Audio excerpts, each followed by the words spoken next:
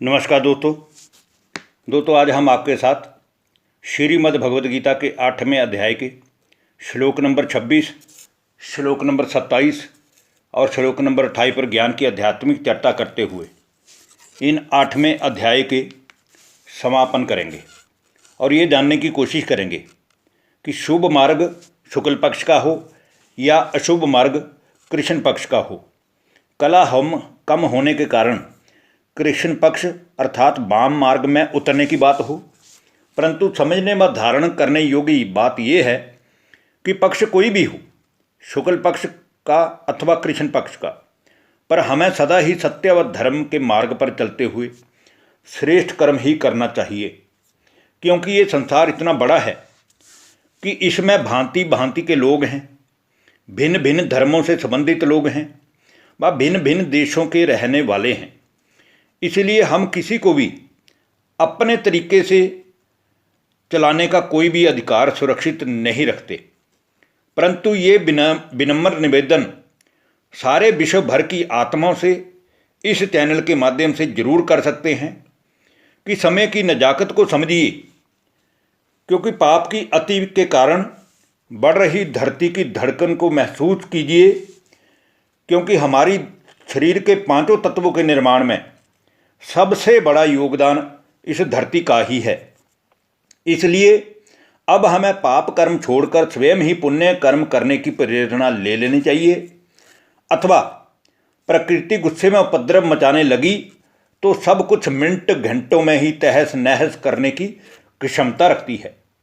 दूसरा, जिस ईश्वर के विधान तले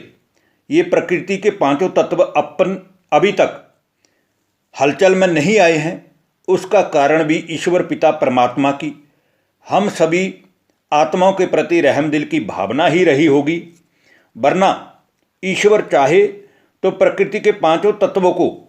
ऑर्डर देकर कुछ ही पल में सृष्टि का परिवर्तन व युग का परिवर्तन करने की क्षमता रखते हैं।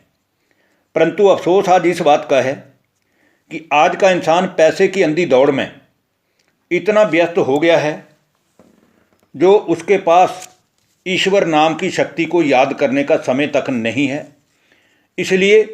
हम आपको केवल यही निवेदन करते हैं कि ऐसा ना हो कि समय हमें परिवर्तन होने को मजबूर कर दे, तो क्यों ना हम स्वयं ही समय रहते हुए सत्य व धर्म के मार्ग का अनुसरण कर ईश्वरीय विधि विधान के अनुसार कर्म करते हुए ईश्वरीय वरदानों के अधिकारी बन जाएं। तो आइए दोस्तों, अब हम बात करते हैं श्रीमद् भगवद गीता के 8वें अध्याय के श्लोक नंबर 26 की, जिसमें कहा गया है, शुक्ल कृष्णे गति हयते जगतः शाश्वते मते एकया यातना वृत्ति मन्यया वर्तते मुनः। क्योंकि हे अर्जुन, इस जगत के ये दो कारण हैं और दो प्रकार हैं, शुक्ल और कृष्ण पक्ष। देवयान और पितृयान मार्ग सनातन माने गए हैं, और इन दोनों में ही जो शुक्ल पक्ष है वो इस धरा पर जब स्वर्ग होता है, जब सतयुग होता है और त्रेता युग होता है, तो हर इंसान कलावान होता है, उसको शुभ माना गया है। और उसके बाद द्वापर और कलयुग में जो देवी देवता थे, जो विश्व के मालिक थे, वो जब वाम मार्ग में उतर जाते हैं, तो जैसे आज चंद्रमा की कला कम होती जाती है, ऐसे ही उस समय भी मनुष्य की कला कम होती जाती है। इसलिए कृष्ण पक्ष को अशुभ माना गया है। आइए दोस्तों, अब हम बात करते हैं श्रीमद् भगवद गीता के अध्याय 8वें के श्लोक नंबर 27 की, जिसमें कहा गया है, नैते श्रुति पार्थ जानन योगी मोहयति कश्चन तस्मात् सर्वेषु कालेषु योग युक्तो भवार्जुन। हे पार्थ, इस प्रकार इन दोनों मार्गों को जो यथार्थ रूप से जान लेता है वो योगी कभी भी मोहित नहीं होता। समय कैसा भी हो, परिस्थिति कैसी भी हो, अथवा पक्ष कोई भी हो, वो योगी जो योग युक्त रहता है, जो हमेशा ही ईश्वर के बनाए विधि विधान के अनुसार और ईश्वर के नियमा पर चलकर ईश्वर से योग युक्त रहता है, इस कारण वो कभी भी विचलित नहीं होता। इसलिए तू अर्जुन, तुम ही सब कालों में सम बुद्धि रूपी योग से युक्त होकर सदा ही निरंतर ही मेरी प्राप्ति के लिए साधन करने वाला हो अथवा साधना करने वाला हो। अब हम दोस्तों आज के वीडियो के अंतिम श्लोक और श्रीमद् भगवद गीता के 8वें अध्याय के श्लोक नंबर 28 की बात करेंगे, जिसमें अर्जुन को समझाते हुए भगवान कहते हैं, वेदेषु यज्ञेषु तपसु चैव दानेषु यत् पुण्य फलम प्रतिष्ठम अत्यति तत्सर्वमिदं विदित्वा योगी परम स्थान मुपैति चाद्यम। कि हे अर्जुन, योगी पुरुष जो है वो इन सभी ज्ञान के रहस्यों को यथार्थ रूप से जानकर वो जान लेता है कि वेदों में ईश्वर के महावाक्य कौन कौन से हैं और बादों में जो विद्वानों ने अपने अपने तर्क वितर्क से बीच में ऐड किए हैं वो वाक्य कौन कौन से हैं, और उन दोनों को ही एक न्याय की तकड़ी में रखकर वो पढ़ने योग्य या सीखने योग्य उन वेदों में से अपने लिए कुछ ना कुछ ढूंढ ही लेता है, और फिर इस ईश्वरीय यज्ञ में तपस्या के बल पर और काम क्रोध लोभ मोह अहंकार ये सभी चीज़ों का दान आदि करके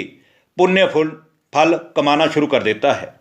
इसलिए वह योगी इस संसार में, इस कलयुगी संसार में, जहाँ की चारों ओर पाप ही पाप बढ़ रहा है और विषय विकारों में गोता लगाता हुआ आज का मानव उन सब में ही सुख की महसूसता कर रहा है, लेकिन योगी पुरुष इन सभी को निसंदेह ही उल्लंघन कर जाता है और फिर सनातन धर्म को और सनातन परम पद की प्राप्ति को प्राप्त कर ही लेता है। तो इसलिए आज के इस वीडियो में हमने ये जाना कि कृष्ण पक्ष और शुक्ल पक्ष, ये दो पक्षों की जो बात शास्त्रों में, वेदों में, पंडितों द्वारा, विद्वानों द्वारा हम सुनते आए हैं कि कृष्ण पक्ष में ये नहीं करना चाहिए, शुक्ल पक्ष को शुभ माना गया है। इन सब से ऊपर उठकर हम केवल एक बात को हमेशा ही ध्यान में रखें कि ये जो संसार की रचना की है इसका निर्माता केवल और केवल ईश्वर है, और प्रकृति के पांचों तत्वों से बना हुआ ये मानव जिसको चलाने वाली आत्मा उस ईश्वर की ही संतान है। वास्तव में जानने योग्य बातें यही हैं कि हम स्वयं को जानें कि हम कौन हैं, और परमात्मा जो हमारी आत्मा का पिता है उसको जानें कि उसको याद कैसे करना है। जब हमने इतनी सी बात जान ली तो गीता के हमारे जो 18 अध्याय हैं इनका मूल जो सार है उसको समझने में हम कामयाब होंगे। धन्यवाद। नमस्कार दोस्तों।